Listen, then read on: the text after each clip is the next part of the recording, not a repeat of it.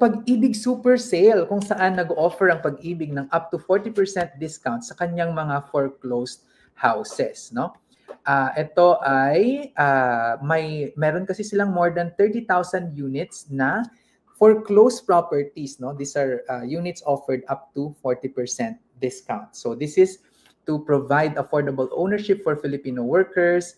Ang promo po ay from August 25 to December 14, 2025. Ito po ay bahagi ng Expanded Pambansang Pabahay or 4PH program. Ano? So, ito yung mga Pag-ibig discounts and price cuts natin. So, sa mga occupied properties, 40% off kapag cash natin siyang kukunin. 30% off naman kapag ito ay sa installment, no? So, ito ay up from 20%. And then 20% off naman kapag kinuha natin ito na housing loan. Okay? So itong installment natin, I think ay kapag binili natin siya in installment pero hindi tayo nangutang sa Pag-ibig.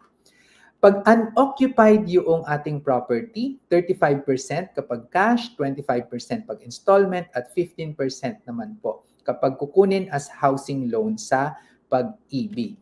Okay? Ano yung mga benefits for the buyers? The current occupants can legitimize ownership at lower cost. Okay? Mayroon pong special subsidized na 3% interest rate for the first 5 years. The rate is available to eligible first-time home buyers. Ito po ay targeted to low to middle income families. At ang ibig sabihin niyan, kapag sa Metro Manila po, middle income families kasi ay nasa 47,856 per month or below yung ating kinikita. Kapag tayo naman ay nasa other regions, below 35,000, sabihin na natin yung ating kinikita kada buwan. Ayan, ako po si Sir Vince, ang inyong financial guru, nagsasabing ang pagyaman na pag-aaralan at napagtutulungan.